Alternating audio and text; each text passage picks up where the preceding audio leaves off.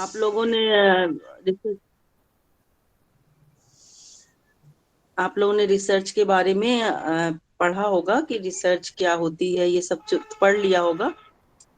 जो रिसर्च में सबसे मेन चीज होती है, सबसे मुख्य जो बात होती है कि हम किस तरह से अपने उद्देश्यों का निर्माण करें। तो हमारे जो ऑब्जेक्टिव्स होते हैं, उद्देश्य होते हैं रिसर्च के, उनको हम किस तरह से बनाएं। तो सबसे पहले तो हमारे शोध का या पूरे, अगर हम होल सोचे पूरे भी, रिसर्च का क्या उद्देश्य होना चाहिए।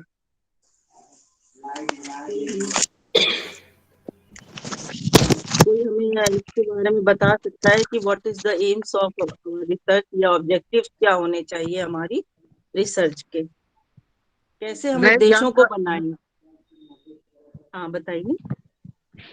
मैम, नए ज्ञान के उत्पादन से संबंधित, जिससे समाज के लिए वो कार्यकारी हो, उपयोगी हाँ हो। ठीक है, पहली बात हमारे पास आई कि नए ज्ञान से संबंधित होना चाहिए जो समाज के लिए कार्यकारी हो और उपयोगी हो। दूसरी चीज ये होती है कि हम लोग पढ़ चुके हैं, रिसर्च जो हमारी होती है वो मेनली बेसिकली तीन प्रकार की होती है। मौलिक होती है, मौलिक अनुसंधान होता है, और व्यवहारिक अनुसंधान या उसको अप्लाइड रिसर्च कह सकते हैं, या फिर क्रियात्मक अनुसंधान होता है, एक्शन रिसर्च। तो हर रिसर्च के उद्देश्य अलग अलग होते हैं, हर रिसर्च में अलग अलग तरह के उद्देश्य बनाए जाते हैं। जैसे अगर हमें नवीन ज्ञान के बारे में जानना है या दार्शनिक तथ्यों को जानना है, तो हमारे उद्देश्य होंगे तथ्यात्मक रूप से, यानी हमें नए सिद्धांतों का प्रतिपादन करना है किसी भी रिसर्च में। और दूसरी चीज होती है कि सिद्धांतों का प्रतिपादन करना, तो हमारे उद्देश्य होंगे सैद्धांतिक रूप से। तो इसमें क्या हम करते हैं उद्देश्यों को बनाने में, सबसे पहले हम अपनी समस्या को देखते हैं कि हमारी समस्या क्या है, और उसके समाधान के लिए हम उद्देश्यों का निर्माण करते हैं। तो वर्तमान परिस्थितियों की जांच करना और समस्याओं का समाधान करने का प्रयास करना। तो जो समस्या है उसके अकॉर्डिंग उद्देश्य बनेंगे। आप लोग जब अपने थीसिस में उद्देश्य बनाते हो तो उसमें बहुत कंफ्यूज रहते हो कि हमें क्या करना है। तो सबसे पहले जो हमारा टॉपिक है उसके अकॉर्डिंग हमें उद्देश्यों का चयन करना पड़ता है। मान लीजिए हमने कहा कि माध्यमिक स्तर के छात्र एवं छात्राओं की समायोजन क्षमता का अध्ययन करना या समायोजन का अध्ययन करना। तो अब हम समायोजन के जितने भी पैरामीटर्स हैं उसके अकॉर्डिंग उनके उद्देश्य बनाएंगे, पहले छात्रों के विषय में और फिर छात्राओं के विषय में। तो उद्देश्य जो होते हैं हमारे अनुसंधान के उद्देश्य, वो चार प्रकार के हो सकते हैं। पहला होता है सैद्धांतिक उद्देश्य, या इनको हम प्राइमरी ऑब्जेक्टिव्स भी कहते हैं। दूसरे होते हैं हमारे तथ्यात्मक उद्देश्य या फैक्चुअल ऑब्जेक्टिव्स होते हैं। और तीसरे होते हैं व्यवहारिक उद्देश्य, बिहेवियोरल ऑब्जेक्टिव्स। और चौथे प्रकार के होते हैं कौन कोमिटेंट उद्देश्य, सहगामी उद्देश्य या सहवर्ती उद्देश्य। ये इसको कहते हैं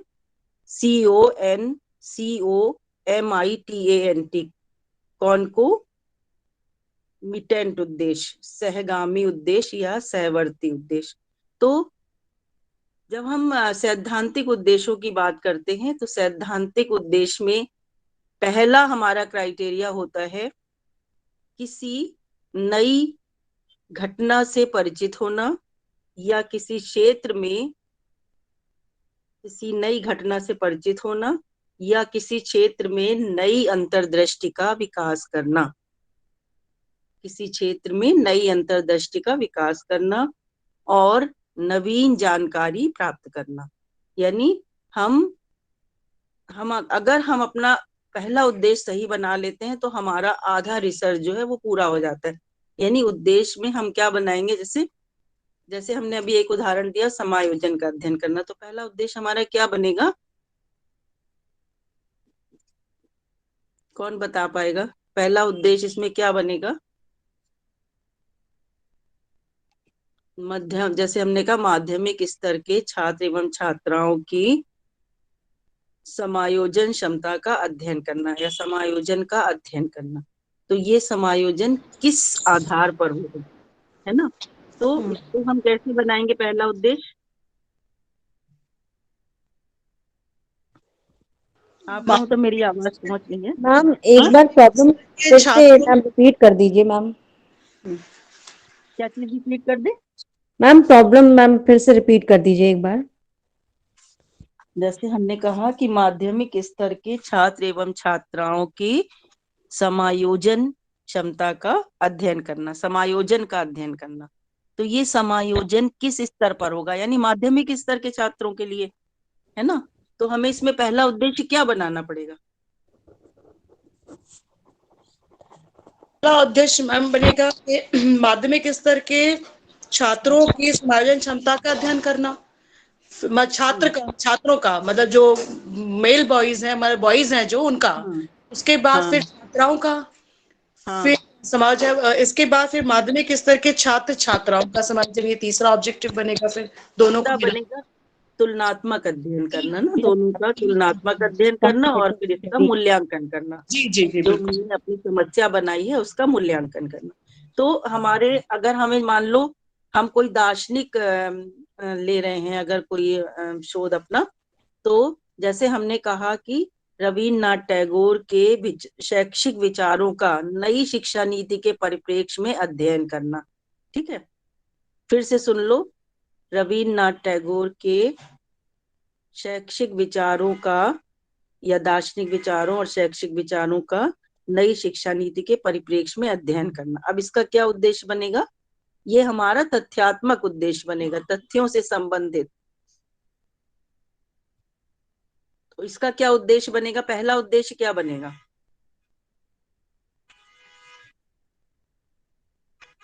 इसमें पहला उद्देश्य क्या बनेगा। सर रविन्द्रनाथ टैगोर जी के विचारों का, दार्शनिक विचारों का आधुनिक जो नई शिक्षा नीति है इससे तुलनात्मक अध्ययन करना। नहीं बेटा, पहला उद्देश्य क्या बनेगा, सबसे पहला उद्देश्य हमारा। मैम मैं बोलूं। हाँ हाँ, बोलो बोलो, बिल्कुल। मैम सबसे पहले तो रविन्द्रनाथ टैगोर की शिक्षा की जो पद्धति है या जो उनकी शिक्षा नीति है उसका अध्ययन करना। हाँ, सबसे पहले बनेगा श्री रविन्द्रनाथ टैगोर के शैक्षिक विचारों का अध्ययन करना, है ना। फिर दूसरा बनेगा उनके दार्शनिक रविन्द्रनाथ टैगोर के दार्शनिक विचारों का अध्ययन करना। इसको बिल्कुल सिंपली समझो, बिल्कुल लो लेवल पे समझो, ठीक है। अब हमने दूसरा उद्देश्य बनाया कि रविन्द्रनाथ टैगोर के दार्शनिक विचारों का अध्ययन कर। अब तीसरा क्या बनेगा। इनका तुलनात्मक बनेगा शैक्षिक और दार्शनिक विचारों का नवीन शिक्षा नीति के परिप्रेक्ष्य में तुलनात्मक अध्ययन, ऐसे ही नहीं, बने। अब हम नहीं, क्यों, अब हम तीसरा उद्देश्य क्या बनाएंगे, मैम नई नवीन मैम नई शिक्षा शिक्षा नीति नीति का का अध्ययन। अध्ययन यस, करना। Very good. जी हम हाँ जी। नवीन श्री रविन्द्रनाथ टैगोर के विचारों के परिप्रेक्ष्य में नवीन शिक्षा नीति का अध्ययन करना। ठीक है, अब हमारा चौथा उद्देश्य क्या बनेगा इसका। अब हमने नवीन शिक्षा नीति का अध्ययन कर लिया, उनके शैक्षिक विचारों का अध्ययन कर लिया, उनके दार्शनिक विचारों का अध्ययन कर लिया। अब जो चौथा उद्देश्य हमारा बनेगा, रविन्द्रनाथ टैगोर के, तुलनात्मक होगा। हाँ, तुलनात्मक अध्ययन। दार्शनिक विचारों के परिप्रेक्ष्य में नई शिक्षा नीति का अध्ययन करना। इसके ठीक। बाद फिर शैक्षिक विचारों के परिप्रेक्ष्य में नई शिक्षा नीति का अध्ययन करना, और उसके बाद फिर हम तुलनात्मक अध्ययन लास्ट में बनाएंगे। रविन्द्रनाथ टैगोर के शैक्षिक और दार्शनिक विचारों के परिप्रेक्ष्य में नई शिक्षा नीति का अध्ययन करना, और फिर इसके बाद बताएंगे कि शैक्षिक और दार्शनिक विचारों के परिप्रेक्ष्य में नई शिक्षा नीति का तुलनात्मक अध्ययन करना और मूल्यांकन। क्लियर है। तो हम स्टेप बाय स्टेप उद्देश्य बनाते हैं, किसी भी जो हम पढ़ रहे हैं, अब ऑब्जेक्टिव जो होते हैं किसी भी शोध के लिए, वो स्टेप बाय स्टेप। तो पहली बात मैंने बताई कि किसी नई घटना से परिचित होना या किसी क्षेत्र में नई अंतर्दृष्टि का विकास करना। दूसरा उद्देश्य हमारा होता है अनुसंधान का, वर्तमान ज्ञान का संश्लेषण करना और उसकी समीक्षा करना। वर्तमान ज्ञान का संश्लेषण करना और उसकी समीक्षा करना।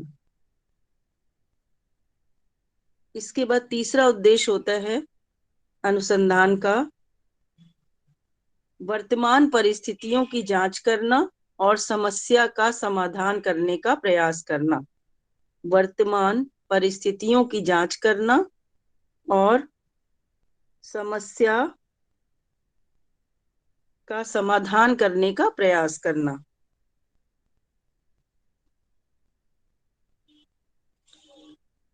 अगला अनुसंधान का उद्देश्य होता है सामान्य मुद्दों का विश्लेषण करना और उनके विषय में नई जानकारी प्राप्त करना। सामान्य मुद्दों का विश्लेषण करना और उनके विषय में नई जानकारी प्राप्त करना। अगला होता है एक नई प्रक्रिया या प्रणाली का सृजन करना। एक नई प्रक्रिया या प्रणाली का सृजन करना। और नेक्स्ट उद्देश्य होता है, तुम लोग लिख रहे हो तो हम धीरे बोलें, अगर सुन रहे हो तो जल्दी जल्दी बोलें। जी नहीं मैम, मैम, लिख रहे हैं मैम। अच्छा, लिख रहे हैं मैम। ओके। एक नई प्रक्रिया या, हाँ बोलो। एक नई प्रक्रिया या प्रणाली का सृजन करना, यानी एक नई चीज को बनाना, एक नया, अब जो भी काम कर रहे हैं उसमें कुछ नयापन लाना। इसके बाद नेक्स्ट है वैज्ञानिक विधियों द्वारा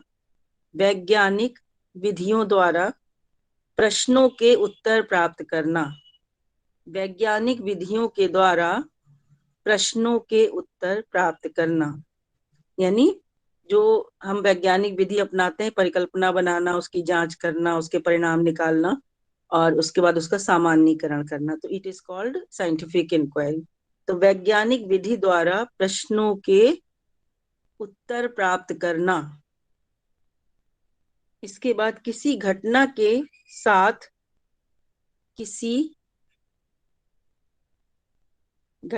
साथ सहसंबंध की जानकारी प्राप्त करना। किसी घटना के साथ सहसंबंध की जानकारी प्राप्त करना।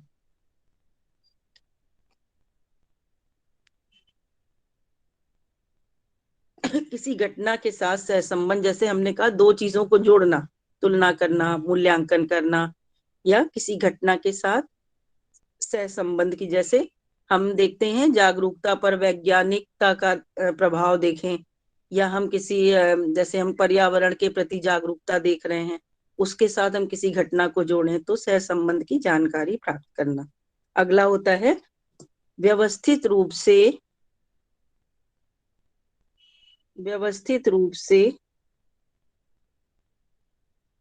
सिद्धांतों का निर्माण करना। व्यवस्थित रूप से सिद्धांतों का निर्माण करना और उनमें परिवर्तन या संशोधन करना। व्यवस्थित रूप से सिद्धांतों का निर्माण करना और उनमें परिवर्तन या शोधन या संशोधन करना। अगला है किन्हीं दो या दो से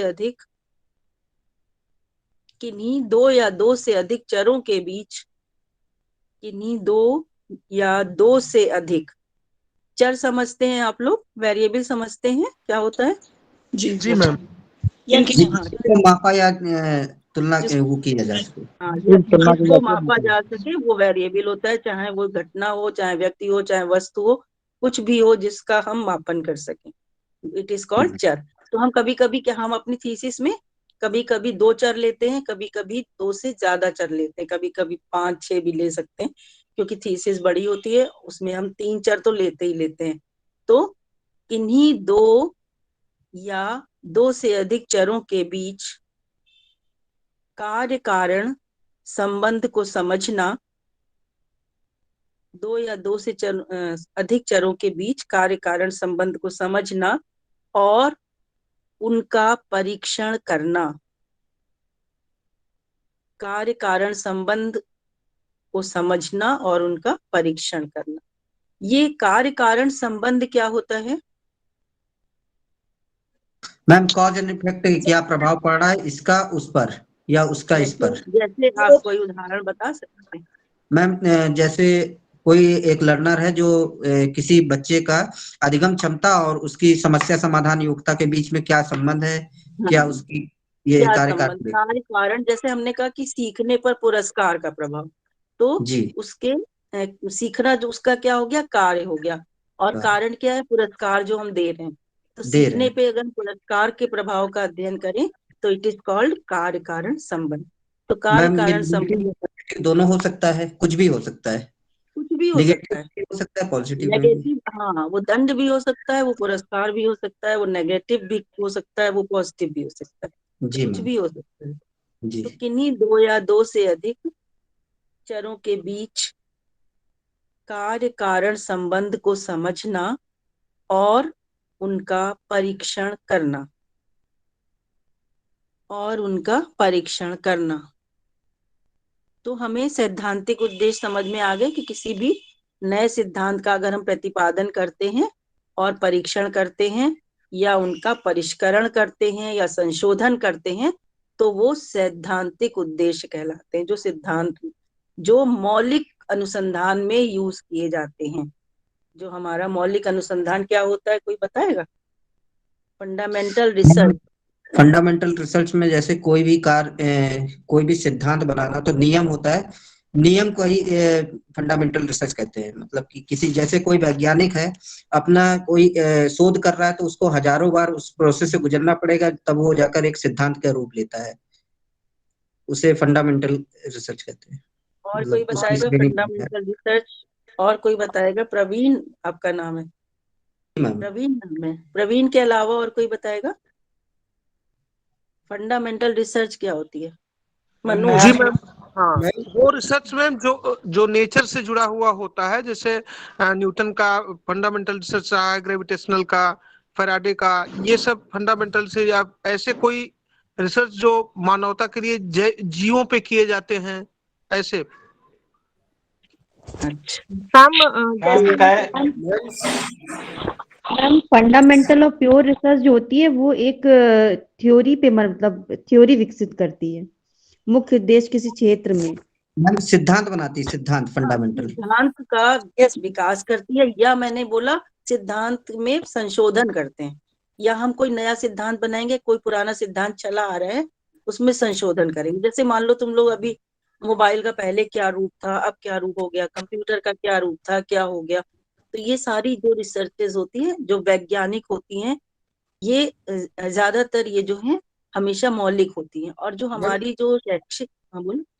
मैम फंडामेंटल रिसर्च तो वो थ्योरी तो क्रिएट करती हैं, डेवलप करती हैं, बट क्या कहते हैं वो तो रिसर्चर के पर्सनल क्यूरियोसिटी पे होती हैं। वो जरूरी नहीं कि मतलब कि समाज के लिए अच्छी हो या बुरी हो, क्योंकि वो ये जानता तो है नहीं कि समाज में अच्छा उसका आगे क्या अच्छा प्रभाव पड़ेगा या खराब पड़ेगा। ऐसा ये सर ये तो कोई भी नहीं जानता। होती हैं मैडम, और बिल्कुल नवीन होती हैं।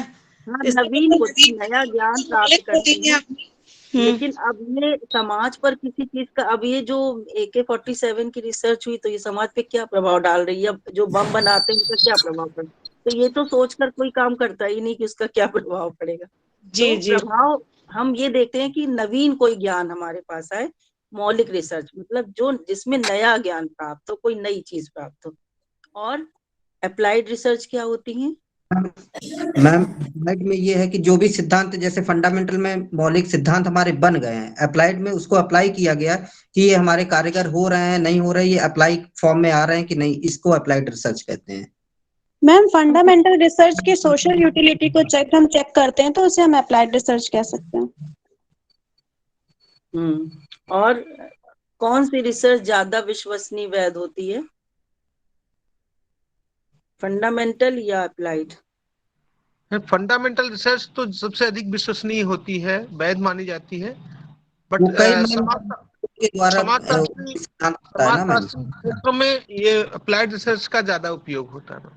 हाँ, यस। जो शैक्षिक शोध है हमारे, जो एजुकेशन से संबंधित शोध है उनमें और जो सामाजिक शोध है उनमें सबसे ज्यादा अप्लाइड रिसर्च प्रयोग में आती है। जैसे समस्या का अध्ययन, या किसी चीज का, या किसी के आर्थिक स्तर का अध्ययन, या पारिवारिक स्तर का अध्ययन करना, या किसी विशेष क्षमता का अध्ययन करना, व्यक्तित्व का अध्ययन करना, जितने भी साइकोलॉजिकल अध्ययन होते हैं वो सारे के सारे जो होते हैं अप्लाइड रिसर्च होते हैं।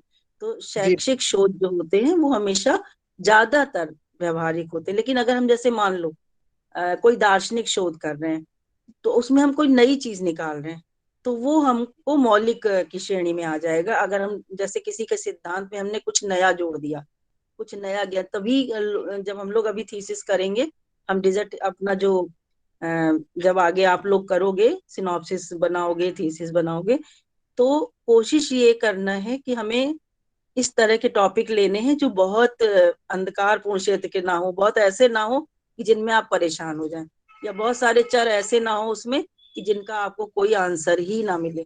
तो इसलिए हमें बहुत कोशिश करनी, बहुत सावधानी से अपना टॉपिक लेना है जो हम सरलता से कर सकें। ठीक है, तो सैद्धांतिक उद्देश्य हमारा हो गया कि नए ज्ञान की खोज करना, और ये बेसिकली ये मौलिक रिसर्चेज में होता है। दूसरा मैंने बताया तथ्यात्मक, जो दार्शनिक रिसर्च में होता है। दार्शनिक शोधों के लिए जो उद्देश्य जो बनाए जाते हैं वो तथ्यात्मक होते हैं। और इसके बाद तीसरा मैंने व्यवहारिक उद्देश्य। व्यवहारिक उद्देश्य आप लोगों ने नाम सुना होगा, क्रियात्मक अनुसंधान, एक्शन रिसर्च। एक्शन रिसर्च में कैसे उद्देश्य बनाए जाते हैं? जो तत्कालीन समस्याओं का समाधान करने के लिए उपयुक्त होते हैं। कार्यकाज जो में तत्कालीन समस्याओं, ये और एक्शन रिसर्च ये बहुत वैध और विश्वसनीय रिसर्च नहीं होती है। ये हमें तत्कालीन जो हमारे सामने कोई समस्या आई और हमने उसके लिए शोध करना शुरू कर दिया। मान लीजिए सड़क पर चल रहे हैं और हमें दिख रहे हैं कि बहुत गड्ढे हैं सड़क पर, तो क्यों यहाँ पर एक्सीडेंट हो रहे हैं, क्यों यहाँ पर क्या कारण है, उसका ही जानने के लिए हमने शोध शुरू कर दिया, या अपने कॉलेज की समस्याओं के लिए शोध शुरू कर दिया।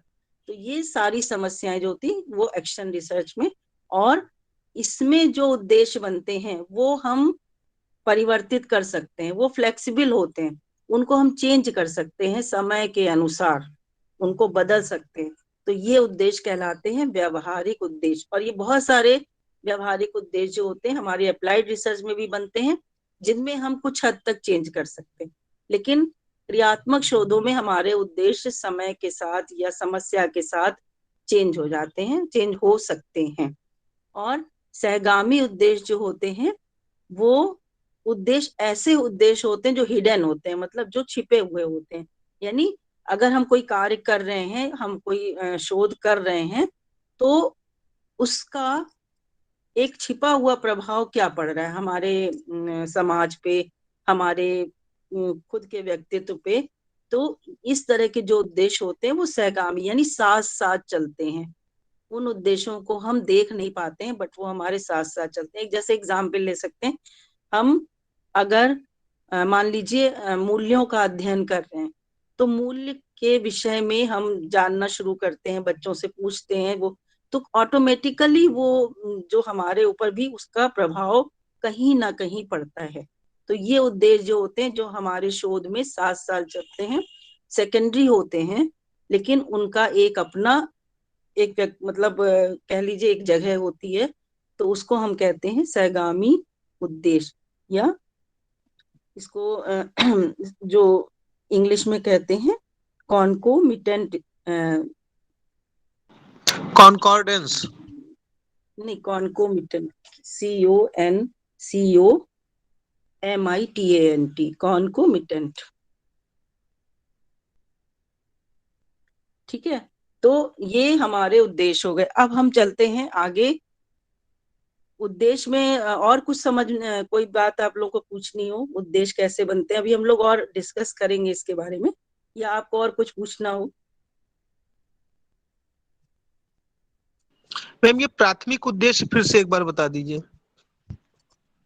जो प्राथमिक उद्देश्य होते हैं वो हमारे शोध से रिलेटेड होते हैं, मतलब जो हमारे शोध में कोई हम नए सिद्धांत निकाल रहे हैं या नया ज्ञान निकाल रहे हैं, नए ज्ञान का प्रतिपादन कर रहे हैं, या नई उसकी जांच कर रहे हैं परिकल्पना की, उसके लिए जो उद्देश्य बनाए जाते हैं वो प्राथमिक उद्देश्य होते हैं, प्राइमरी उद्देश्य होते हैं, जो उस शोध की घटना से, उस शोध की समस्या से संबंधित होते हैं, वो प्राथमिक उद्देश्य होते हैं। शोध की समस्या से डायरेक्ट संबंधित होते हैं, वो प्राथमिक होते हैं। और जिससे हम कोई नई, हाँ बोलो। जी थैंक यू मैम। हाँ, तो ये उद्देश्य जो होते हैं प्राथमिक होते हैं, और सेकेंडरी उद्देश्य मैंने बताया जो साथ साथ चलते हैं, उद्देश्यों के साथ हमारे शोध पर प्रभाव डालते हैं, वो सेकेंडरी उद्देश्य होते हैं। अब हम लोग इसके बाद हाइपोथेसिस के बारे में पढ़ेंगे। परिकल्पना, परिकल्पना क्या होती है? किसी ने कुछ पढ़ा है परिकल्पना के बारे में? यस मैम, किसी समस्या का संभावित उत्तर। जी, किसी भी समस्या का संभावित उत्तर। मैम, देखो, a tentative solution to a yes problem. Ma'am, एक प्रकार का अस्थायी समाधान होती है किसी भी समस्या का। हाँ वेरी गुड। समस्या को और हम अध्ययन कर रहे हैं, उसके विषय में कुछ ना कुछ तो हमें जानकारी होती है कि क्या इसका उत्तर आ सकता है। इसको हम प्रस्तावित उत्तर कहते हैं या टेंटेटिव कहते हैं। यानी हमें पूर्व से ही आभास होता है कि लगभग हमारा जो कंक्लूजन निकलेगा वो उसके आसपास ही होगा। तो यही परिकल्पना होती है कि प्रस्तावित उत्तर है जो हमारी समस्या का, जो हम पहले से प्रपोज कर लेते हैं, that is known as hypothesis. तो आप लोग ने अभी परिकल्पना बनाई किसी भी है, उद्देश्य, किसी इसी भी दिशा शोध पे में हमें अभी कार्य करना है। परिकल्पना बनाई है किसी भी तरह की? मैम, एक दिशा का निर्धारण करती है परिकल्पना कि इसी हाँ, दिशा में हमें कार्य करना है। देखिए, अगर हमें मान लीजिए हमें कहीं जाना है और हमें ये कह दिया जाए कि आप फूलबाग चौराहे पे चले जाओ, है ना, तो हम क्या करेंगे? हम खड़े होकर सोचेंगे कि हमें किधर जाना है, हम बाएं जाएं कि दाएं जाएं। और अगर हमें ये बता दिया जाए कि आप यूनिवर्सिटी से निकलोगे तो आपको वहां ऑटो मिलेगा और सीधे चले जाओगे, तो ये, अगर हम किसी भी चीज को अपने ढंग से सोचते हैं, it is called hunch. Hunch का मतलब होता है अटकल लगाना। यानी हम अपने आप सोचते हैं कि हम दाएं जाएंगे या बाएं जाएंगे, और अगर हमें कोई रास्ता बता देता है तो हम सीधे उसी जगह पर पहुंच जाते हैं। तो ये हाइपोथेसिस जो होती है, वो हम अपने शोध के एक रिजल्ट के बारे में पहले से अनुमान लगा लेते हैं कि ऐसा हो सकता है। इसमें दो शब्द आपको दिखाई दे रहे, मैं आपको शेयर करती हूँ पीपीटी भी साथ में, और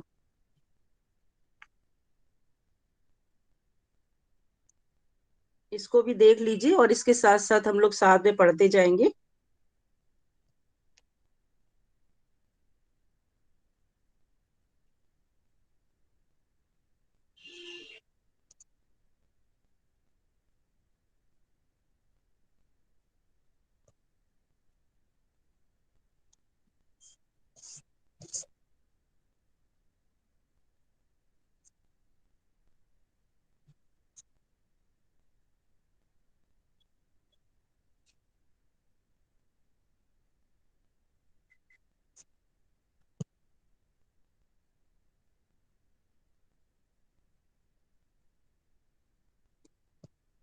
एक मिनट, कहाँ चली गई? ड्राइव में है।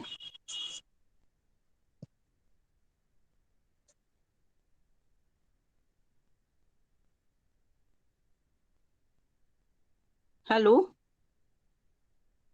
Yes ma'am, yes ma'am. Audible. Hello, आपको दिखाई दे रही है? Yes yes ma'am. Ma'am. Ma'am दिखाई दे रही है। जी मैम, दिख रहा है। यस मैम, दिख रहा है। हाँ, इसमें अब परिकल्पना का क्या अर्थ होता है? तो परिकल्पना दो शब्दों से मिलकर बना है, परि और कल्पना। तो जो किसी भी चीज के बारे में कुछ सपोज किया जाए, या किसी किसी जो समस्या का अस्थाई हल ढूंढा जाए, उसको हम परिकल्पना कहते हैं। तो परिकल्पना शब्द दो शब्द से मिलकर बना है, परि और कल्पना, जिसका अर्थ होता है चिंतन करना। परिकल्पना से दूसरी बात, हाइपोथेसिस। हाइपो का मतलब क्या होता है? हाइपो का मतलब होता है आजमाना, किसी चीज को आजमाना। और थीसिस का मतलब होता है कथन करना। आपको आवाज आ रही है ना? यस जी मैम। मैम, जी मैम आ रही है। यस मैम, आ रही। हाइपोथेसिस का मतलब होता है किसी किसी चीज की आजमाइश करना या उसका उत्तर ढूंढना। तो परिकल्पना की पहली बात होती है कि हमें ये पता चलता है कि हम क्या करने जा रहे हैं। हम अपना शोध किस दिशा में लेकर जा रहे हैं, हमें किस दिशा में अपना शोध करना है और उसमें क्या क्या रिजल्ट आने वाले हैं। जैसे अभी आप लोगों ने बताया कि हम रिजल्ट का अनुमान करते हैं। तो परिकल्पना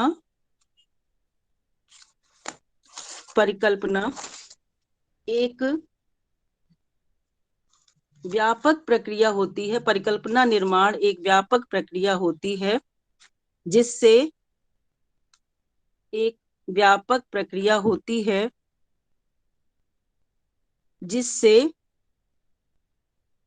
हम अपने शोध में एक दिशा का निर्माण करते हैं और यह हमारे शोध प्रश्न का एक उत्तर होती है। ये हमारे शोध प्रश्न का एक उत्तर होती है। और जैसा इसमें आप देख रहे हो कि ये एक शोध प्रश्न का एक उत्तर होती जिसका हल अभी करना बाकी होता है, जिसका परिणाम निकालना अभी बाकी है, जिसे सत्यापित करना अभी बाकी होता है।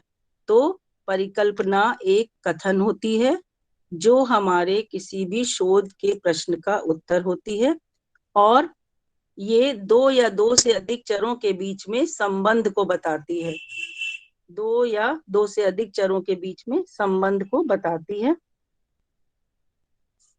किसी भी शोध में परिकल्पना का निर्माण करना बहुत आवश्यक होता है।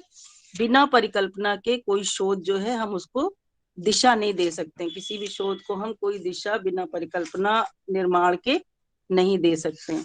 यानी हमेशा हमको कोई परिकल्पना बनानी पड़ेगी किसी भी शोध के लिए। तो आप लोग जब अपनी थीसिस करोगे तो थीसिस में आपको परिकल्पना निर्माण इसी तरह से करना पड़ेगा।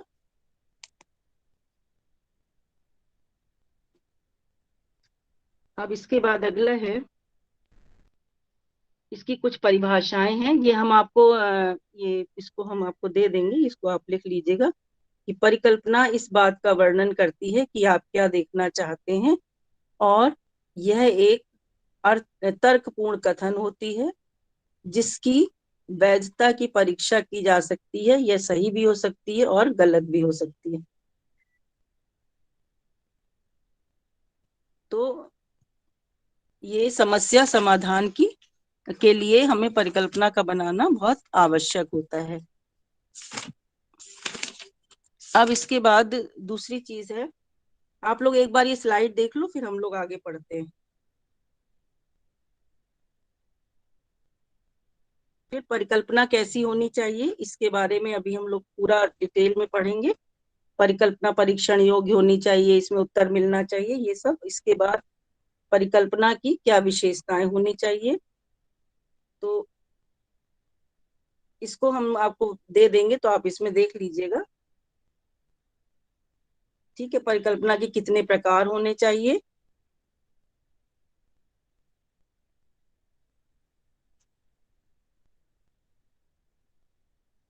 ठीक है, दिख रहा है ना सबको? जी मैम। Yes ma'am. हाँ, तो इसको आप लोग एक बार देख लो फिर हम लोग एक एक चीज को आराम से पढ़ेंगे। ठीक है? Yes ma'am. फिर परिकल्पना के क्या कार्य होने चाहिए,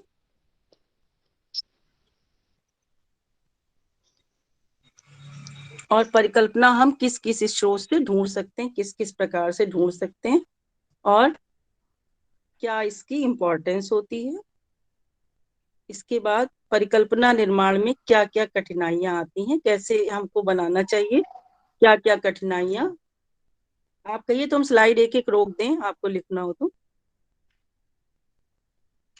नहीं मैम, प्रोवाइड करवा दीजिएगा तो हम लोग जो है हाँ, बाद हम में ये दे देंगे, हम लोग इसको समझ लेते हैं, बाकी हम दे देंगे। और परिकल्पना और अवधारणा में क्या अंतर होता है, ठीक है, तो ये हम आपको प्रोवाइड करा देंगे पूरी जो पीपीटी है। ठीक है, इसमें क्योंकि पॉइंट वाइज है तो हम लोगों को पढ़ना जो है पूरा एक एक चीज को समझ के पढ़ना है, इसलिए हम इसको प्रेफर नहीं करते हैं कि हम लोग पीपीटी से ज्यादा पढ़ें। लेकिन पीपीटी से आप लोग देख सकते हो, मेन पॉइंट्स आप देख सकते हो। ठीक है, हटा दें इसको। जी मैम।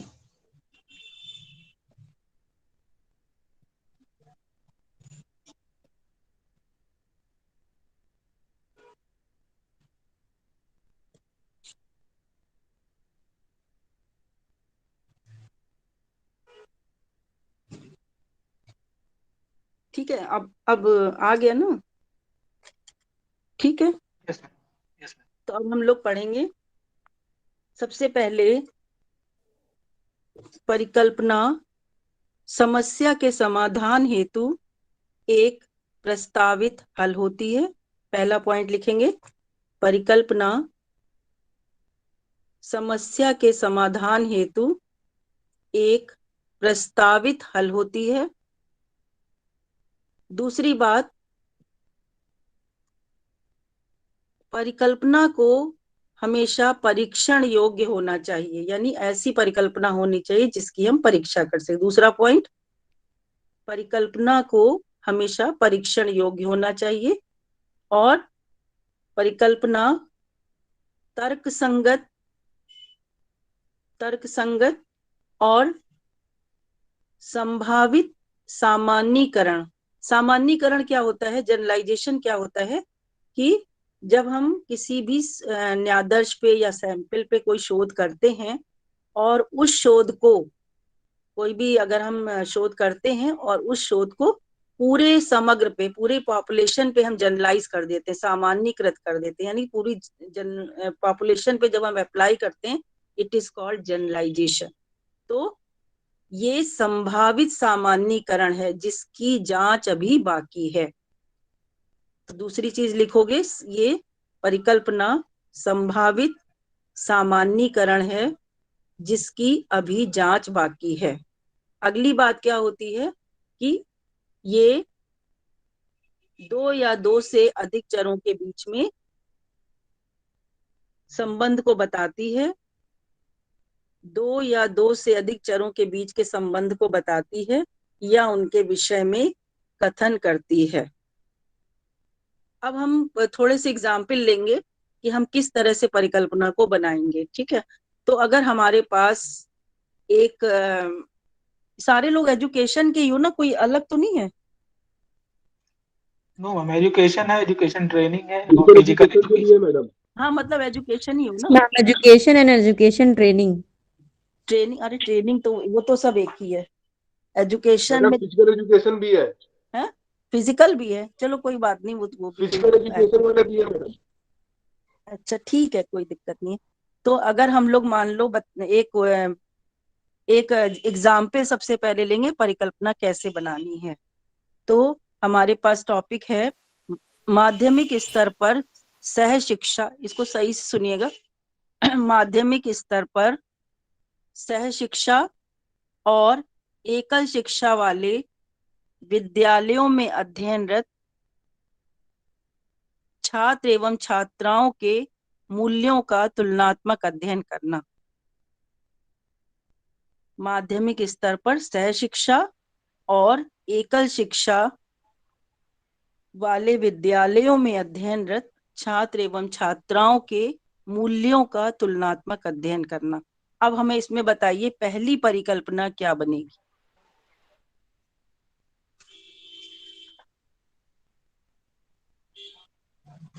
पहली परिकल्पना क्या बनेगी?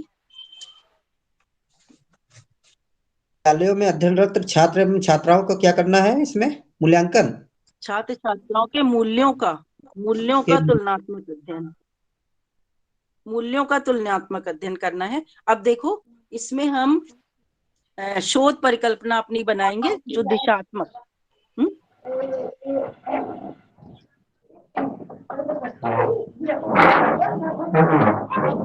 बेटा सुनाई नहीं दे रहा, सारे लोग कहाँ से बोल रहे हैं? क्या बनेगी पहली परिकल्पना? हाँ बोलो मैम। डायरेक्शनल बनानी है इसमें। हाँ, डायरेक्शनल बनानी है, दिशात्मक परिकल्पना। अभी हम लोग पढ़ते हैं दिशात्मक पर, एक हम केवल एग्जाम्पल दे रहे हैं कि इसमें किस तरह की परिकल्पना बनेगी। मैम क्या हम ये बोल सकते हैं कि the girls have more moral values than boys? बोल सकते हैं बट लिख नहीं सकते। जो नहीं, मूल्य, अच्छा मैम, अगर लिखना हो तो हम ये बोलें कि छात्राओं के मूल्य छात्रों की तुलना में अधिक होते हैं। अधिक होंगे, इट इज, हाँ चलो ठीक है। ये डायरेक्शनल हुई ना मैम? हाँ, डायरेक्शनल हो गई, पॉजिटिव हो गई, है ना। लेकिन हम जो लिखते हैं, जब हम लिखते हैं तो हम इसको कैसे लिखेंगे कि माध्यमिक स्तर पर पहले सबसे सह शिक्षा, हमने 4 Okay. इसमें चीजें ली। माध्यमिक स्तर पर सह शिक्षा में अध्ययनरत छात्र एवं छात्राओं के मूल्यों में सार्थक अंतर पाया जाएगा। ठीक है, सार्थक अंतर होगा। इट इज कॉल्ड डायरेक्टिव, यानी दिशात्मक परिकल्पना, जो हम इसको कहेंगे हम शोध परिकल्पना। अब हम इसमें दूसरी परिकल्पना बनाएं कि माध्यमिक स्तर पर सह शिक्षा में अध्ययनरत छात्र एवं छात्राओं के मूल्यों में कोई सार्थक अंतर नहीं होगा। It is called null hypothesis. ठीक है, अगर हम दोनों तरफ से न्यूट्रल रहते हैं कि हमें नहीं पता कि दोनों में क्या है, छात्रों के मूल्य अधिक हैं कि छात्राओं के मूल्य अधिक हैं, तो ये नल हाइपोथेसिस हो गई। और अगर हम ये कहते हैं कि छात्रों के मूल्य अधिक हैं, तो ये एक हमारी डायरेक्शनल हाइपोथेसिस हो गई, जिसमें हम सार्थक अंतर पाया जाएगा। अब वो सार्थक अंतर कैसा भी हो सकता है, वो पॉजिटिव भी हो सकता है, नेगेटिव भी हो सकता है। ठीक है, तो अभी हम लोग और आगे पढ़ेंगे, उसके बाद हम लोग फिर से परिकल्पना बनाएंगे। तो हेडिंग डालो अच्छी परिकल्पना की विशेषताएं, और ये क्वेश्चन जो है आपके इसमें प्री पीएचडी में पूछा जाएगा जरूर कहीं ना कहीं से। पहली बात होती है कि फर्स्ट लिखो, शोध की अन्य परिकल्पनाओं से के साथ, शोध की अन्य परिकल्पनाओं के साथ सामंजस्य या तालमेल करने की क्षमता होनी चाहिए। पहला पॉइंट, शोध की अन्य परिकल्पनाओं के साथ सामंजस्य या तालमेल करने की क्षमता होनी चाहिए। दूसरा लिखो, भविष्य कथन करने में समर्थ हो, भविष्य कथन करने में समर्थ हो और जांचने योग्य हो। भविष्य कथन करने में समर्थ हो और जांचने योग्य हो। तीसरी बात लिखो, स्वीकृत या अस्वीकृत होने की परिकल्पना के स्वीकृत या अस्वीकृत होने की समान संभावना हो। परिकल्पना के स्वीकृत या अस्वीकृत होने की समान संभावना हो, मतलब हमारी नल हाइपोथेसिस भी सही हो सकती है कभी और कभी हमारी, लेकिन हम कोशिश यही करते हैं कि जो हम परिकल्पना बना रहे हैं शोध में, उसको हम बहुत सारे सर्वेक्षण के बाद बनाते हैं, बहुत सारे साहित्य के सर्वेक्षण के बाद बनाते हैं। तो हम कोशिश करते हैं कि हमारी शोध परिकल्पना जो है वो सही हो, वो सत्य हो, लेकिन कभी कभी हमारी परिकल्पना गलत हो जाती है और नल हाइपोथेसिस सही हो जाती। अगला लिखो, कहीं भी कोई डाउट हो तो कम से हमने पूछ लेना है ना। अगला लिखो, प्रामाणिकता का गुण होना चाहिए। परिकल्पना में प्रामाणिकता का गुण होना चाहिए, मतलब उसको हम कितनी भी बार उसको हम जांच करें, उसमें रिजल्ट्स वही आने चाहिए। प्रामाणिकता का गुण होना चाहिए और मितव्ययी होनी चाहिए। मितव्ययी का मतलब होता है कि कम से कम खर्च में और कम से कम समय में और कम से कम उपकरणों से हमारी परिकल्पना को सही सिद्ध होना चाहिए, मतलब परिकल्पना को हम जांच सकें। कभी ऐसा ना हो कि हम बहुत सारी चर ले लें और फिर परेशान होकर बैठे रहें कि हम क्या करें, हम बहुत सारी परिकल्पनाएं बन गई, एक एक शोध में 20-20, 25-25 परिकल्पनाएं बना ली, अब हम कर कुछ नहीं पा रहे हैं। तो इसलिए पहली बात, प्रामाणिकता का गुण होना चाहिए, और दूसरी बात, कम से कम धन और समय में उसको हम कर सकें, मितव्ययी होनी चाहिए। अगला पॉइंट लिखो, शोध विधि द्वारा परीक्षणीय हो, शोध विधियों द्वारा परीक्षणीय हो, तार्किक हो, व्यापक हो और उसके उपकरण उपलब्ध हों।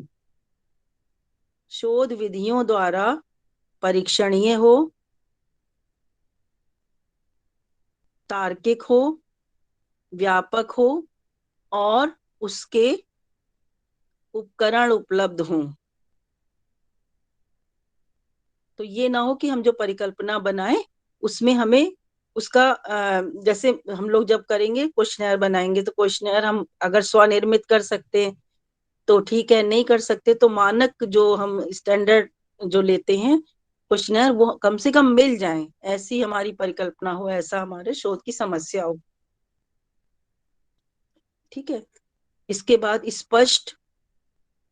स्पष्ट और संप्रत्यात्मक रूप से, कॉन्सेप्चुअल रूप से स्पष्ट हो और संप्रत्यात्मक रूप से सरल हो, और बहुत ज्यादा मतलब ऐसे उसमें हेर फेर ना हो कि हम समझ ना पाए, हम शब्दों का हेर फेर ना करें, एकदम स्पष्ट रूप से परिकल्पना बनाएं। तो स्पष्ट हो और संप्रत्यात्मक रूप से सरल हो। तो अच्छी परिकल्पना की ये विशेषताएं होनी चाहिए। मैम संप्रत्यात्मक मतलब क्या होता है? संप्रत्यात्मक मतलब होता है कि जैसे कॉन्सेप्चुअल मतलब उसी तरह की परिकल्पनाएं पहले बन चुकी हो, उसका कोई लॉजिक हो, कोई प्रत्यय हो।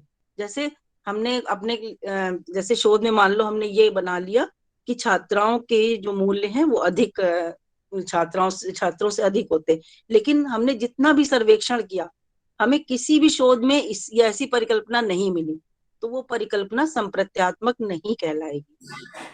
ठीक है।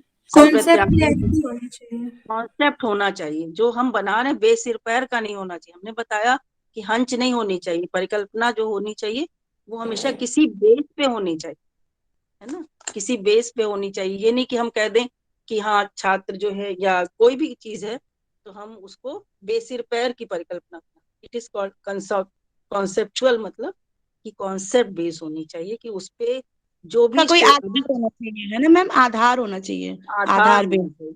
जैसे जी। अभी तुम लोग जैसे भी करोगे थीसिस तो क्या करोगे, पहले संबंधित साहित्य का सर्वेक्षण बहुत ज्यादा करोगे, पहले समस्या लेने के लिए हम करेंगे, और समस्या जब हमारे पास हो जाएगी तब हम फिर से, जब हम लोग अभी रिसर्च कराते हैं तो कहते जाइए ढूंढ के लाइए, समस्याएं ढूंढ के लाइए, और जब समस्या हमारे पास आ जाएगी तो फिर से हम सर्वेक्षण करते हैं कि उन्होंने क्या परिकल्पना बनाई थी, उनका क्या रिजल्ट आया। तो अगर मान लो तुमने 100 थीसिस देखी और सब में यही है कि छात्रों का मूल्य जो है वो अधिक होते, तो फिर हमारी परिकल्पना गलत होगी, तो ये कॉन्सेप्चुअल नहीं हुई। अंडरस्टैंड, सही समझ में आ गया। इसके बाद लिखो परिकल्पना के प्रकार। परिकल्पना दो प्रकार की होती हैं। पहली होती हैं नॉन एक्सपेरिमेंटल या प्रायोगिक, और दूसरी होती हैं प्रायोगिक। नॉन एक्सपेरिमेंटल और एक्सपेरिमेंटल, अप्रायोगिक और प्रायोगिक। अप्रायोगिक परिकल्पनाएं तीन प्रकार की होती हैं। पहला साधारण,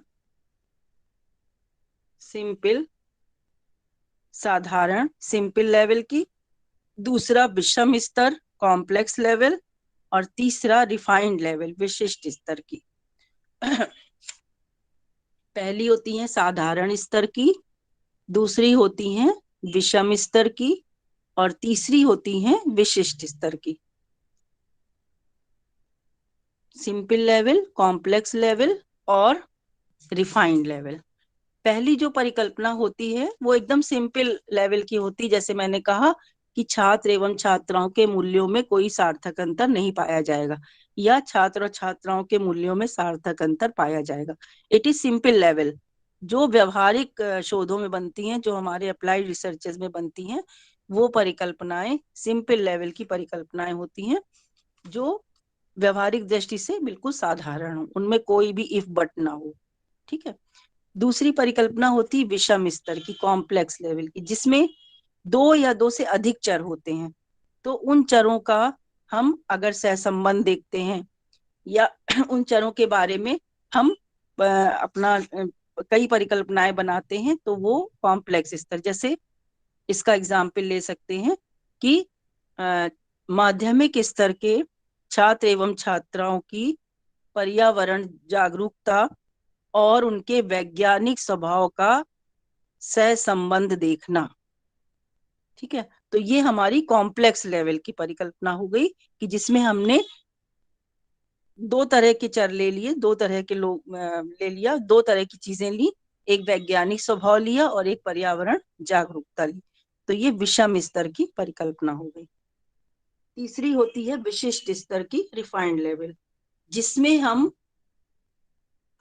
कार्य कारण का संबंध देखते हैं, रिफाइंड लेवल की, विशिष्ट स्तर की, जिसमें हम कार्य और कारण का संबंध देखते हैं, जिसके बारे में अभी हम लोगों ने उद्देश्य में बात की थी। कार्य और कारण का संबंध देखते हैं। कोई एग्जाम्पल बता सकते हो इस तरह की परिकल्पना का? मैम जैसे उच्चतर माध्यमिक स्तर पर अध्ययनरत विद्यार्थी, अब इसमें छात्र और छात्राएं दोनों हो जाएंगे। उच्चतर माध्यमिक स्तर पर अध्ययनरत विद्यार्थियों की संवेगात्मक बुद्धि और समस्या समाधान दोनों में अंतर देखना है, एक साथ हो जाएगा। हाँ, दोनों में एक दूसरे का संबंध, मतलब एक दूसरे का क्या प्रभाव पड़ रहा है। जैसे अभी हम लोग बात कर रहे थे ना प्रभाव की, तो जैसे हमने कहा कि अगर फाइबर फूड खाएं तो मधुमेह के रोगियों पर क्या प्रभाव पड़ता है। दोनों जी का कार्य कारण, फूड का और रोगी के जो डायबिटिक है उनके संबंध को देखना। तो हम क्या उनको जैसे फाइबर फूड सोशियो खिलाएं या इकोनॉमिक उनको स्टेटस का उनके अचीवमेंट्स पे क्या अंतर पड़ता है, ये भी पे है क्या कार्य प्रभाव कारण है। पड़ता है। जी तो ये जितनी भी परिकल्पनाएं बनती जिनमें किसी दो चरों का संबंध देखना हो, तो वो कार्य कारण परिकल्पनाएं कहलाती हैं, कार्य कारण संबंध कहलाता है। दूसरी होती हैं प्रायोगिक परिकल्पनाएं।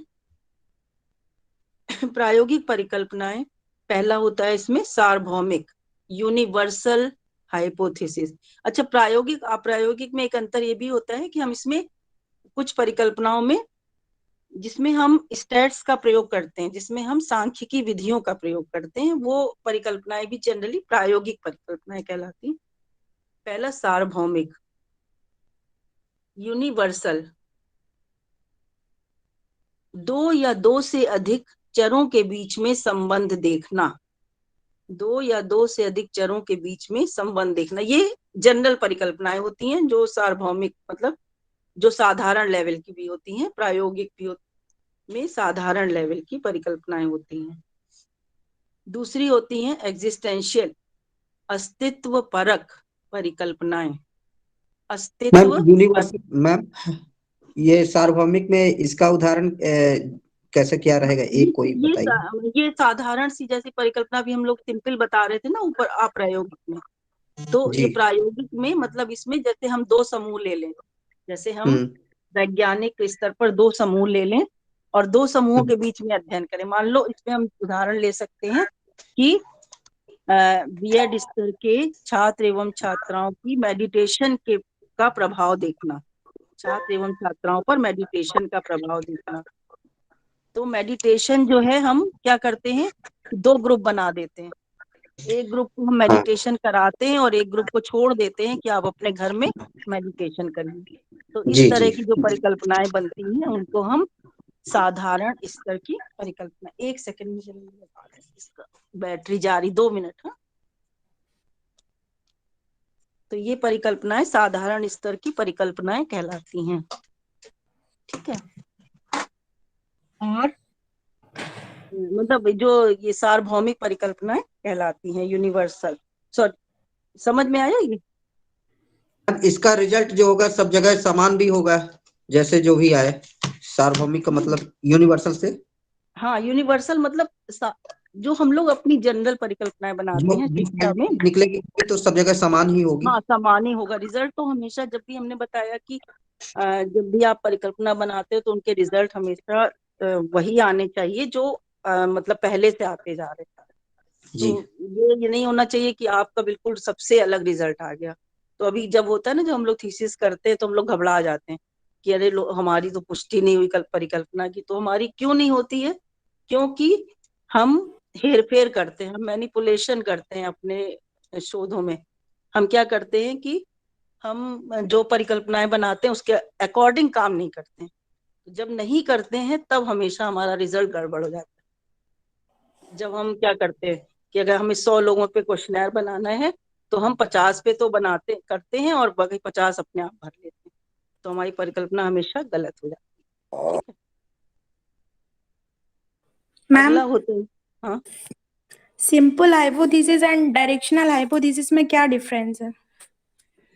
सिंपल हाइपोथेसिस जो होती है वो डायरेक्शनली होती है, उसमें कोई अंतर नहीं होता है। सिंपल हाइपोथेसिस जो हम लोग दो चरों के बीच में संबंध देखते हैं, it is called simple hypothesis. Directional का मतलब कि हम उसको एक दिशा, जैसे हमने कहा तुमने मूल्यों का, जो छात्रों पर मूल्यों का प्रभाव अधिक है, अगर हमने ये बनाया तो ये डायरेक्शनल हो गई, ठीक है।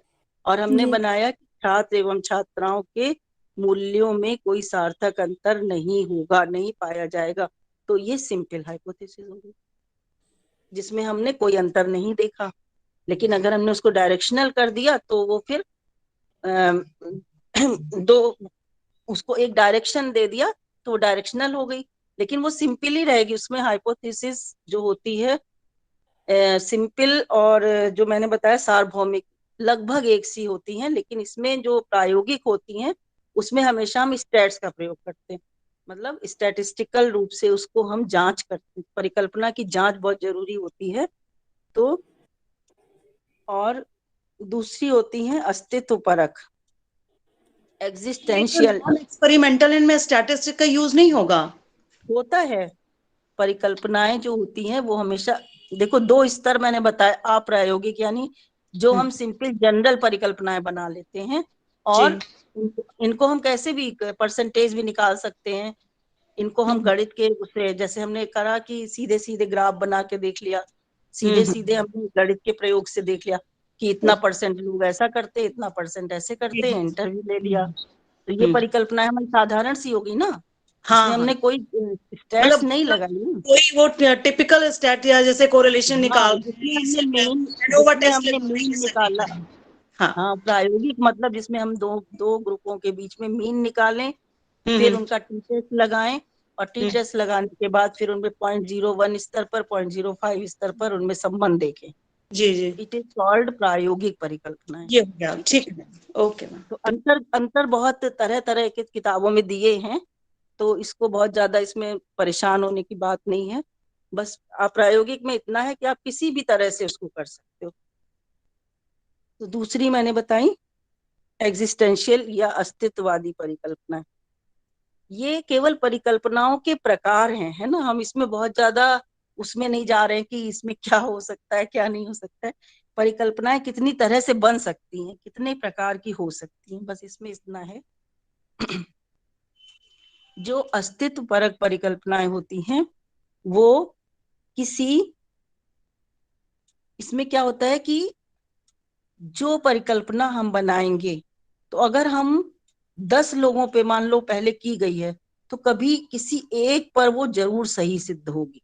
जैसे मान लो हम ये बनाए कि बाल अपराधी जो होते हैं उनका पारिवारिक वातावरण जो है वो अच्छा नहीं होता है। मान लो हमने ये परिकल्पना बनाई कि बाल अपराधियों के पारिवारिक वातावरण का उनके संस्कार, मतलब उसका संस्कार उनको प्रभावित करता है। अगर ऐसी परिकल्पना बनाई तो ये कहीं ना कहीं एग्जिस्ट करती है, मतलब कहीं ना कहीं तुम 10 शोध देखोगी तो एक शोध में जरूर ऐसा होगा कि ये इस तरह की परिकल्पना बनी होगी, ठीक है।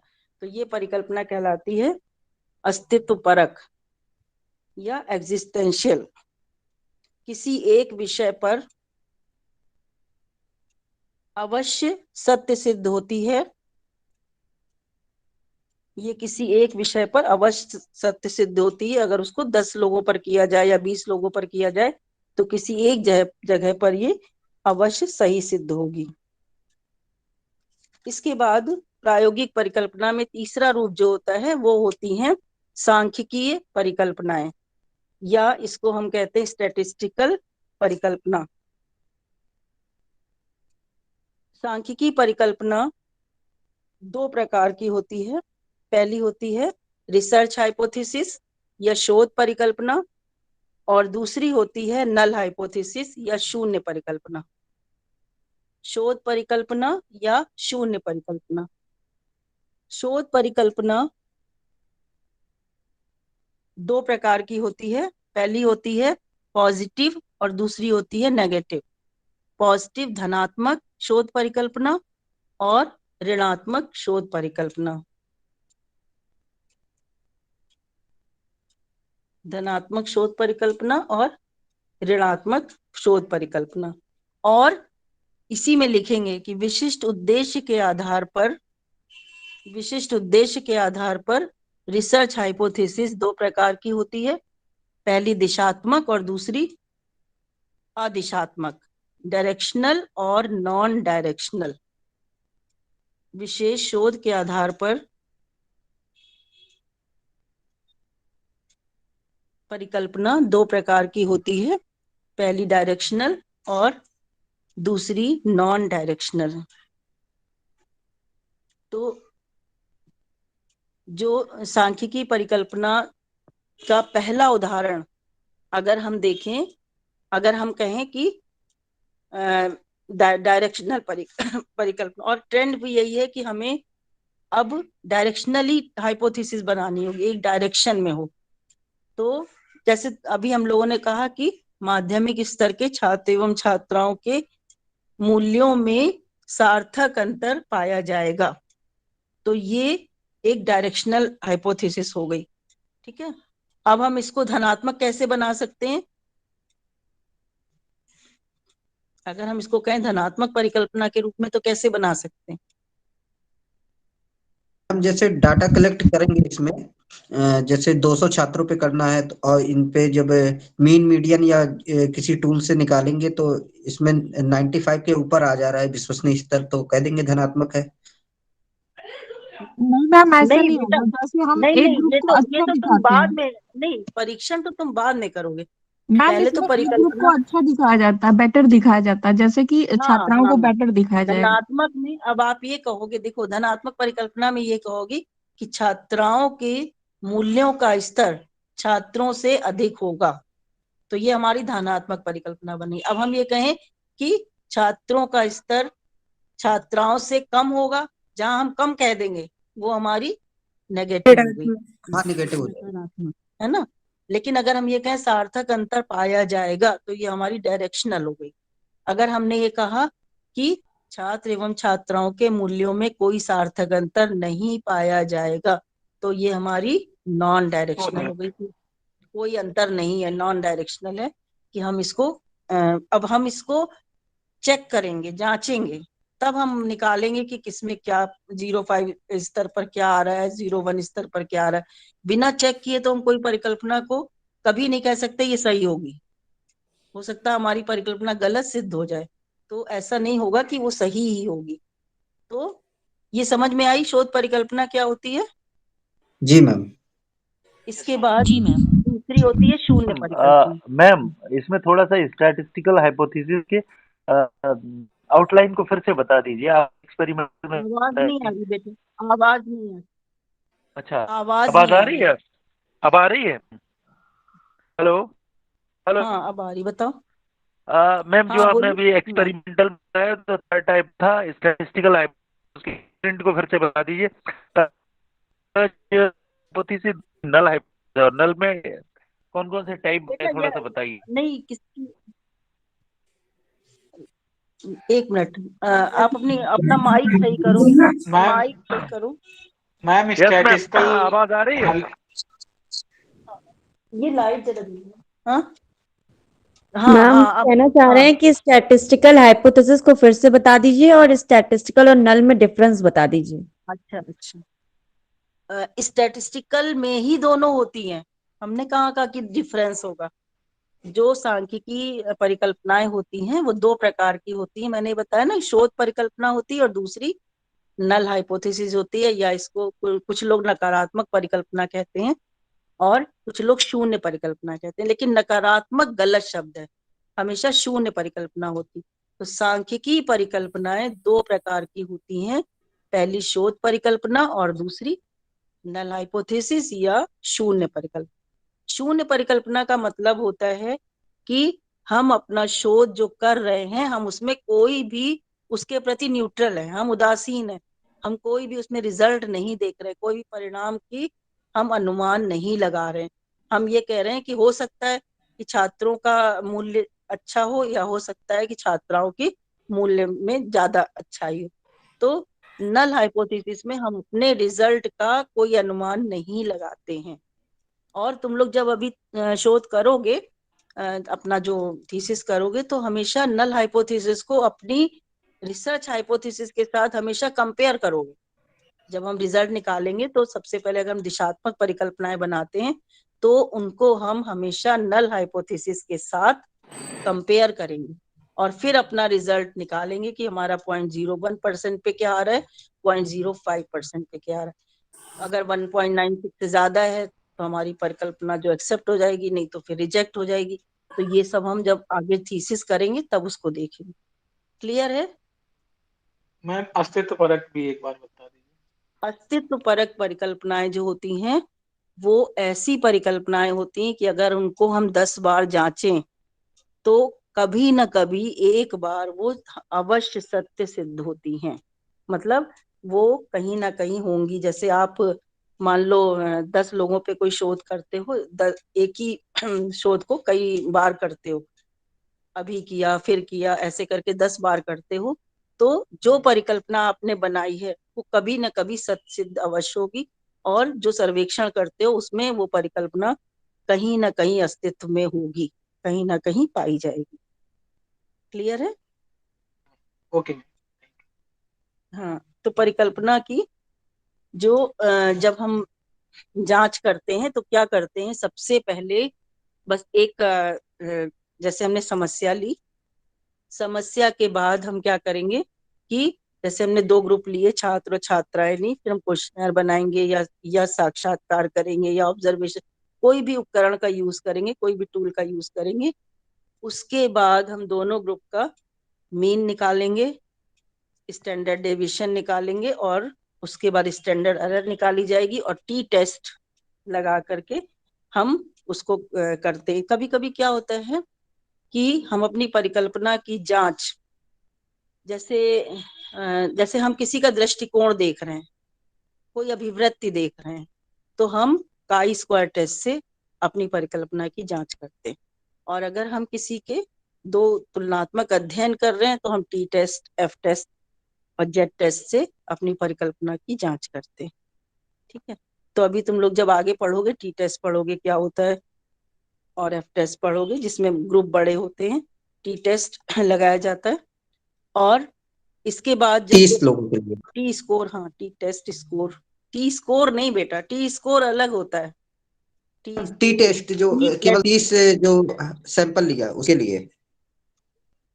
जो तुमने सैंपल लिया है, सैंपल को पहले क्या करोगे, पहले क्वेश्चनर से हम उसको करेंगे, क्वेश्चनर भरवाएंगे, फिर उसके बाद उसके स्कोर्स निकालेंगे। तो वो रॉ स्कोर जो हमारे पास आएंगे उनका फिर मीन निकालेंगे। मीन के बाद M1 माइनस M2 करते हैं तो हम टी टेस्ट होता है, स्टैंडर्ड एरर निकालते हैं, स्टैंडर्ड डेविएशन निकालेंगे, फिर एरर निकालेंगे, तब हम देखेंगे दोनों ग्रुप में क्या अंतर है। तो उसको हम टी टेस्ट कहते हैं, टी स्मॉल टी, और टी स्कोर होता है कैपिटल टी। वो स्टैट्स का स्कोर होता है। और नॉन पैरामीट्रिक टेस्ट होते हैं, काई स्क्वायर टेस्ट होता है और मीडियन टेस्ट होता है, साइन रैंक टेस्ट होता है। ये सब जो टेस्ट होते हैं वो नॉन पैरामीट्रिक होते हैं। तो इन टेस्ट में जैसे हम एक उदाहरण ले सकते हैं काई स्क्वायर की, कि जैसे हमने कहा कि झंडे में 3 रंग होने चाहिए। ठीक है? तो किसी ने हम ये मान के चलेंगे 50% लोग कहेंगे कि झंडे के 3 रंग होने चाहिए, 50% कहेंगे नहीं होने चाहिए। तो तब हम इस तरह का टेस्ट लगाएंगे कि दोनों के बीच में क्या अंतर आएगा। तो तब हम काई स्क्वायर टेस्ट करते हैं। जब हम किसी का दृष्टिकोण देखते हैं, किसी की अभिवृत्ति देखते हैं, तब काई स्क्वायर टेस्ट लगाते हैं। इसके बाद हेडिंग डालो sources of hypothesis. Sources of hypothesis, hypothesis के क्या स्रोत होते हैं, हम कहाँ से अपनी हाइपोथेसिस को प्राप्त कर सकते हैं, कौन कौन से स्रोत होते हैं। तो पहली चीज होती है कल्चरल बैकग्राउंड, सांस्कृतिक पृष्ठभूमि, सांस्कृतिक पृष्ठभूमि, कल्चरल बैकग्राउंड। कल्चरल बैकग्राउंड का मतलब होता है कि हम अपने परिवेश से समस्या ले सकते हैं, अपने आसपास से समस्या ले सकते हैं, अपने रीति रिवाज, रहन सहन, वो देख करके समस्या ले सकते हैं और उस समस्या पर हम अपनी परिकल्पना को निर्मित कर सकते हैं। चाहे हम किसी भी प्रदेश की संस्कृति ले लें, कोई भी जात धर्म की बात ले लें, कहीं से भी, तो उस पर हम अपनी परिकल्पना बना सकते हैं। तो कल्चरल जो हमारा बैकग्राउंड है उससे हम पृष्ठभूमि है उससे हम परिकल्पना को ले सकते हैं। दूसरी होती है साइंटिफिक थ्योरी, वैज्ञानिक सिद्धांत।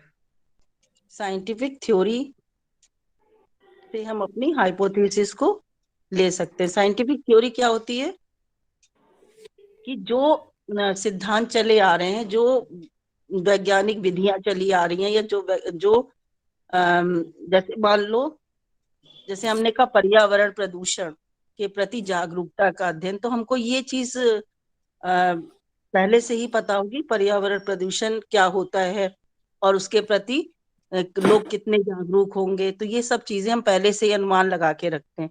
तो जो साइंटिफिक चीजें, वैज्ञानिक जो सोर्सेस चले आ रहे हैं, उससे हम अपनी परिकल्पना को ले सकते हैं। तीसरी चीज होती है पर्सनल, व्यक्तिगत अनुभव, पर्सनल एक्सपीरियंस।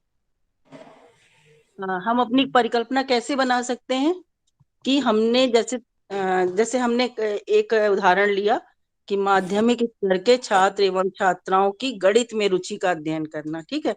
तो हम बेसिकली अपने पर्सनल एक्सपीरियंस से कह सकते हैं कि छात्र गणित में ज्यादा अच्छे होते हैं। तो हम परिकल्पना अपने व्यक्तिगत अनुभव से बना सकते हैं कि छात्रों की रुचि गणित में अधिक होगी, छात्राओं से अधिक होगी।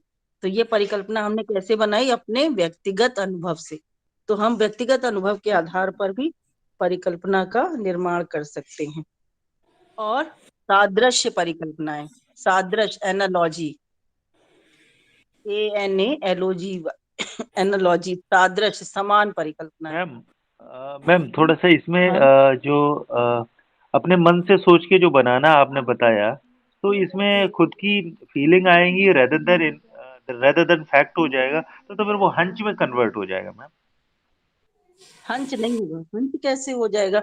आपने आप यहाँ पर तक पढ़ते हुए आए है ना, आपने मैथ में देखा कि बच्चे जो हैं ज्यादा, लड़के जो ज्यादा पास होते थे, तो आपने किसी लॉजिक पे बनाई ना। हमेशा लॉजिक पे ही परिकल्पना बनेगी, हंच नहीं होगी। हंच तो होगी हम अटकल अपने आप लगा दें। हम अपने आप कभी भी अटकल नहीं लगाते, हमारा एक्सपीरियंस होगा। कहीं ना कहीं से तो आपका एक्सपीरियंस आया ना। हाँ, मुझे लगा उस एक्सपीरियंस में फीलिंग को भी ले लिया। अगर फीलिंग के थॉट हमने लिए तो वो हंच में कन्वर्ट हो जाएगा रेदर देन फैक्ट। नहीं नहीं, फीलिंग नहीं लेंगे इसमें, लॉजिकल। हमेशा हमने बताया परिकल्पना हमेशा लॉजिकल होगी। आपने देखा हाई स्कूल में ज्यादा बच्चे गणित में अच्छे थे, आपने देखा इंटर में ज्यादा अच्छे थे, लड़कियां कम अच्छी थी। तो आपने अपने मन से परिकल्पना, हाँ भाई हाई स्कूल में बच्चे ज्यादा टॉप करते थे गणित में, तो हम गणित में ज्यादा अच्छे होंगे बच्चे, है ना। तो ये हमने व्यक्तिगत एक्सपीरियंस से देखा। हम जब से पढ़ते चले आ रहे हैं तब से हमने देखा। जैसे हमने कहा कि दहेज वाली बात अगर हम कर लें कि दहेज प्रथा पे अगर हम परिकल्पना बना लें, तो हमने कहा मीडियम जो फैमिलीज हैं उसमें दहेज ज्यादा लिया जाता है। तो आप ये चीज देखते आ रहे हो ना, जैसे कि हाँ इस फैमिली में बहुत, जो उच्च वर्ग के वो नहीं लेते हैं, या निम्न वर्ग में ज्यादा नहीं होता है।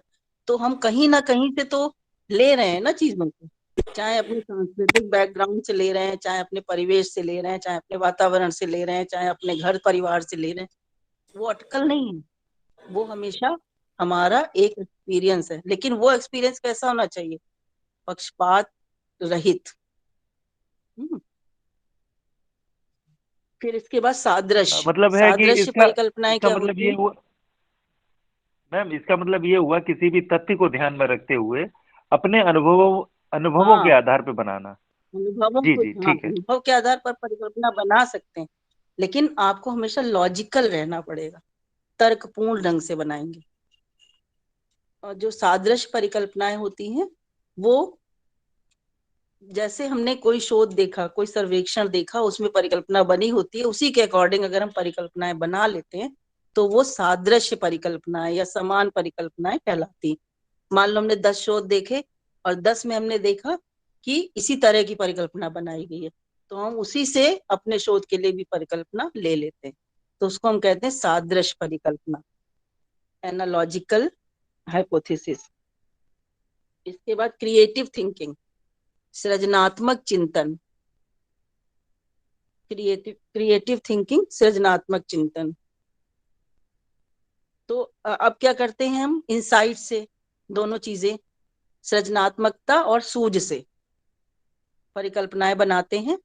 क्रिएटिव में ये नहीं कि आप बहुत अलंकारिक भाषा लिख दें या उसको स्पष्ट ना हो या समझ में ना आए, वो मतलब नहीं है। क्रिएटिव का मतलब है कि हम जब अपना शोध करते हैं, जैसे आपने बात की अभी संवेगात्मक बुद्धि की, तो संवेगात्मक बुद्धि पर हम किस तरह से सृजनात्मक परिकल्पना बना सकते हैं, तो उसके लिए हम अपनी इंसाइट यानी अपनी दूरदर्शिता का या अपने अंतर्दृष्टि का जो है उससे उसमें हम अपना अनुमान लगाएंगे उससे कि ऐसा हो सकता है, इस तरह की चीज हो सकती है, तो उसको हम कहते हैं। जैसे क्रिएटिव थिंकिंग या आपको हमने अभी बताया पर्सनल एक्सपीरियंस, ये सब चीजें एक ही सी हैं, थोड़ा बहुत उसमें कोई ऐसा अंतर नहीं है।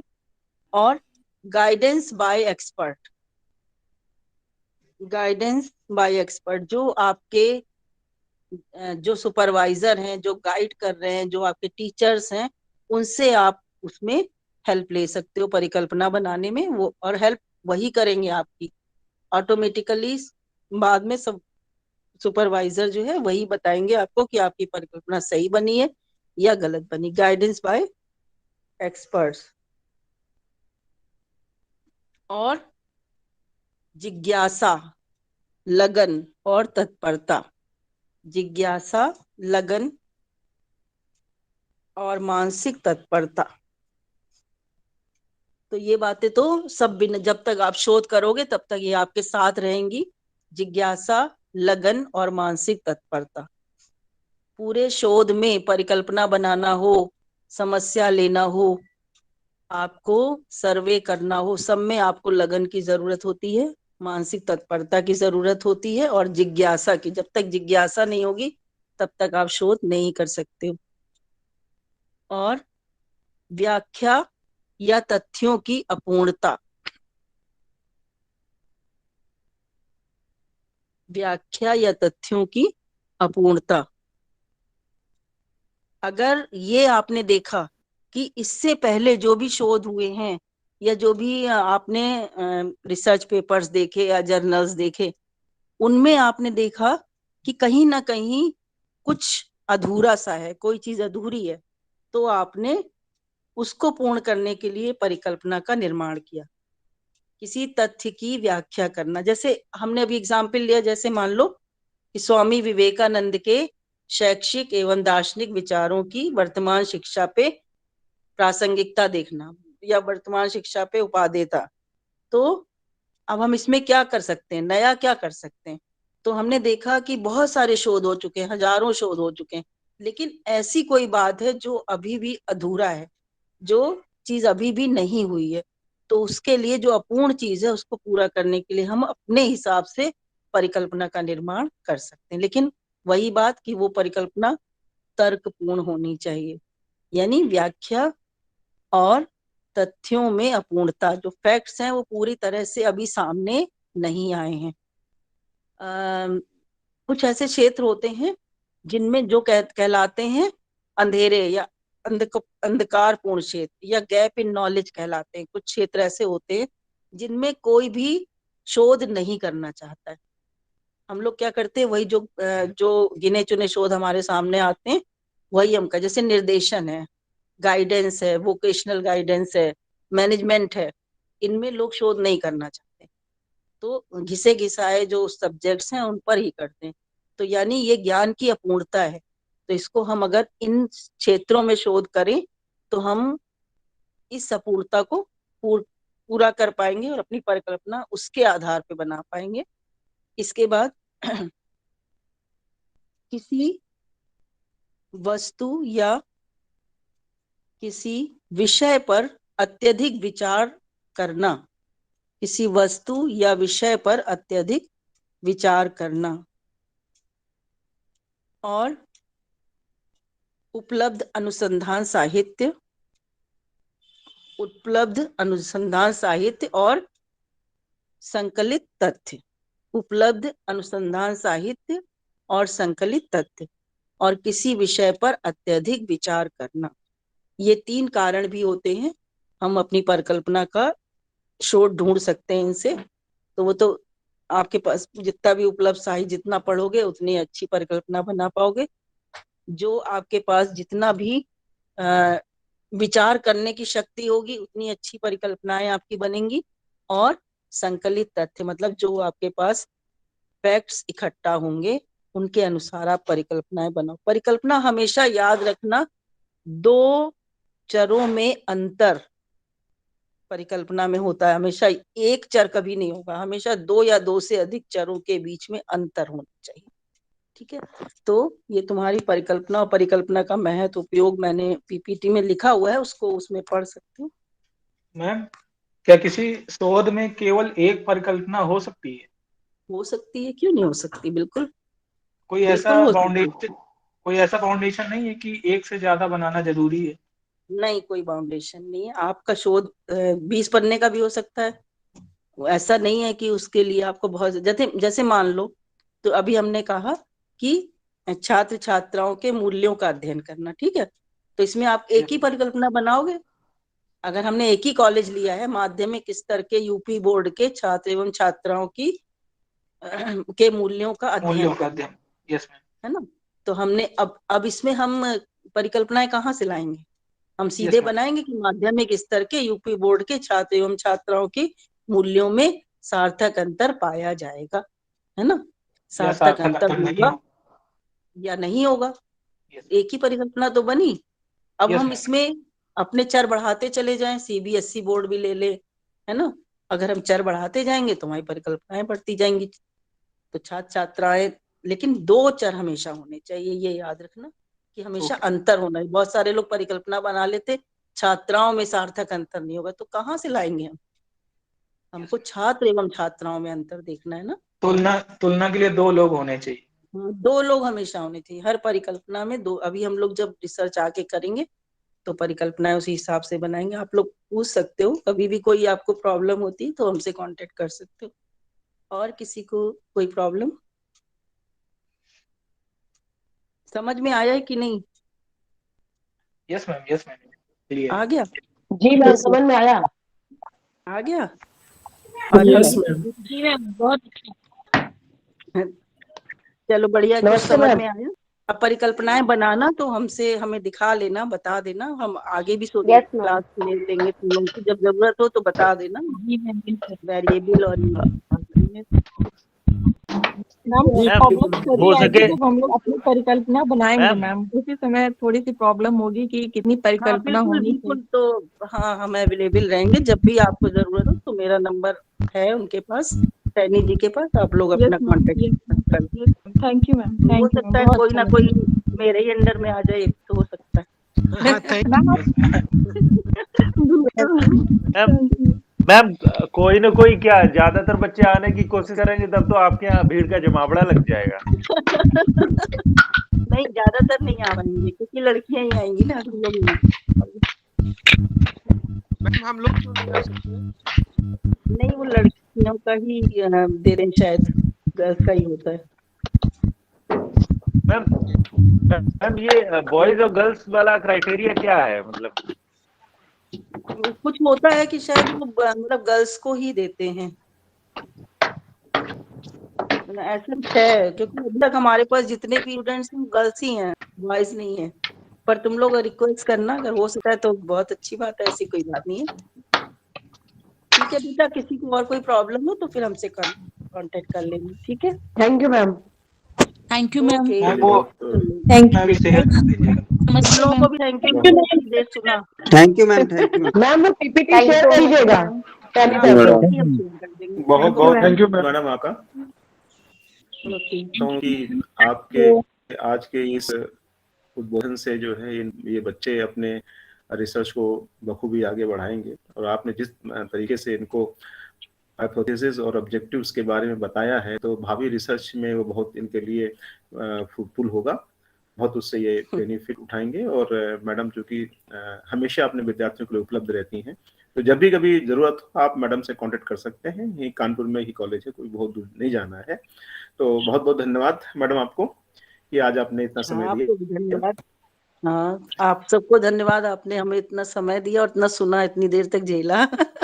Thank you. Wonderful session ma'am. चलिए बच्चों, फिर 10 मिनट बाद हम लोग मिलते हैं फिर, ठीक है? ओके। Okay sir. ठीक sir. Okay sir. Okay sir. Okay, 10 minute बाद मिलिए फिर।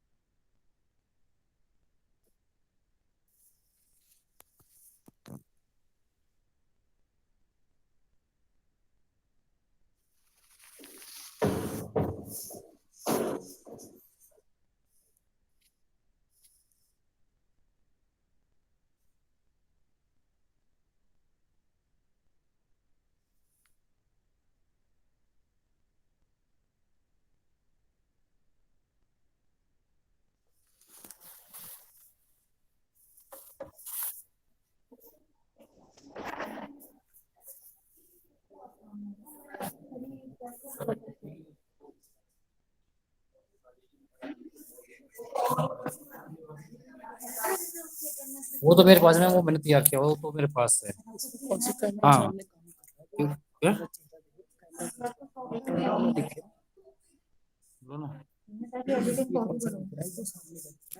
नहीं, तो कौन सा देख सकते हो? अच्छा उधर का दिख रहा है ना, फ्रंट का देख रहा है ना आपने, हो जाएगा।